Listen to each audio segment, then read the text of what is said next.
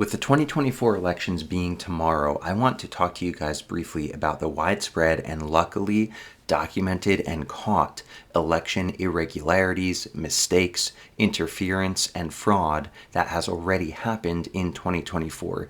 And I want you to keep two things in mind. One is that I'm going to be giving you resources for how you can report on suspected irregularities, mistakes, fraud, mismanagement. I'm going to give you those resources at the end of this video. And I'm also just wanting to encourage you to think about how this would have played out in 2020 when all of these stop safes weren't in place. The GOP, the Trump team, the Supreme Court, they weren't doing these things that we see happening now in 2024.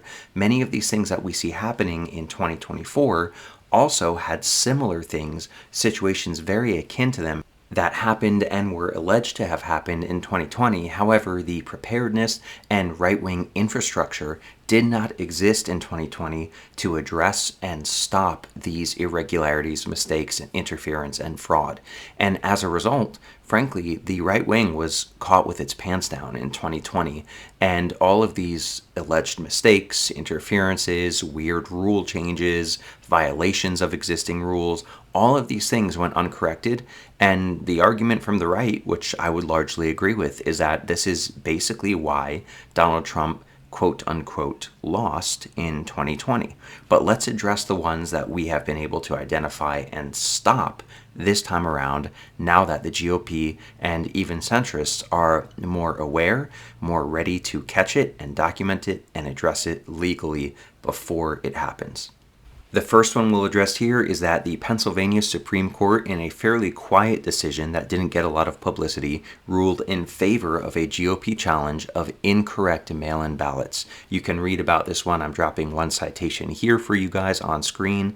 And basically what happened here is that a lower court ruled that ballots which are to some extent incorrectly filled should and can be counted. And Republicans said, hey, how about we follow the law here? How about there's an established way for these to be filled and counted, and if that established way is not followed and is violated, then these ballots cannot count. Now, the left tried to play this off, of course, as voter suppression, and the right simply made the completely justified point that no, this isn't suppression of anything other than illegality.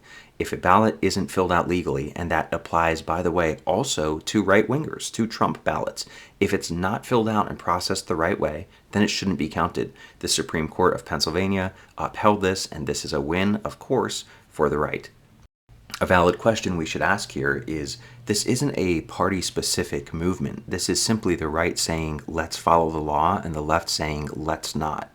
What does that tell you about the two parties? That the right wants them and their own voters and their people to be held to a legal standard, and the left rejects that.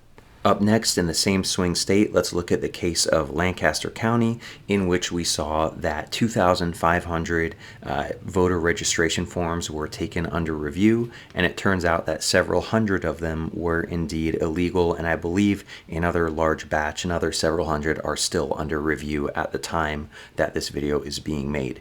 Now, notice two things. Notice how corrupt the media is. Even an alleged centrist, unbiased platform like All Sides Now, note how they say Trump alleges fraud in Pennsylvania, and note how this other headline here says 17% found to be problematic. Now, these are two things that are worded very specifically. No, Trump doesn't allege. There factually was hundreds of cases of fraudulent attempted votes through the means of voter registration forms, which was factually, in a documented manner, attempted in the narrowly won swing state of Pennsylvania.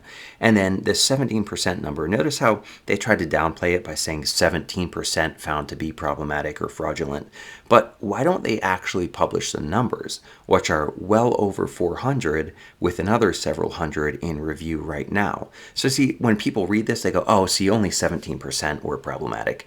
Doesn't 17 seem kind of like a smaller number to register in your mind than over 400 with another batch of several hundred in review currently? See how these are trying to downplay the documented issues that are happening. Up next, let's talk about the voter drop box that was set ablaze in Washington state. And I saw some misinformation circulating on X that this was a Republican Trump supporter. I don't see that validated anywhere. However, what I do see is this validation by the authorities in Washington state that Free Gaza was written on the device that set fire to that ballot drop box. Now, this is something I only saw reported by, and documented, by the way, substantiated in a reported and substantiated by right-wing news sources, including Breitbart. How convenient that the left simply forgot to report the fact that the person who set fire to the ballot drop box also was writing things like Free Gaza on the device that was used to set that fire. I wonder where that person aligned politically. Next up at bat, let's talk about NBC and their situation in which they blatantly violated FCC, Federal Communication Commission guidelines, which dictate that every TV network that offers certain time slots for a certain price point to a qualified presidential candidate must offer equivalent time slots for an equivalent time slot to all other candidates who are qualified. So this is a way to validate that candidates will get equal coverage, or at least the opportunity for equal coverage. In this case, this would be a free time slot because Kamala Harris was welcomed on to Saturday Night Live. So the price point is free, the time slot is for however long she appeared on there, and Trump was not invited. This is a clear violation of the FCC. The FCC commissioner spoke out against it, and now NBC is hilariously forced to air a big Trump ad during prime time. Gotta love it, but this is something that we had to catch and take action on. Thank God that we did. Up next, Virginia's Republican governor supported a movement which attempted to make sure that non-citizens did not vote. Basically, again, here we have an example of Republicans and people in the center and on the right saying, hey, let's make sure we follow the law, and Democrats saying, no, we don't like that. Why are you trying to rig this election against us? And of course, the Supreme Court ruled in favor of following the law. Again, a big movement, a big catch, and a big win for not only the right, but for free, fair, and accurate elections. Again, this should be quite telling that the left opposed ensuring that non-citizens do not vote. Then we have Bucks County, PA. Bucks County went red in the last presidential election, and wouldn't you know it, Bucks County had officials turning away voters in a manner which the courts ruled was illegal and basically was voter suppression.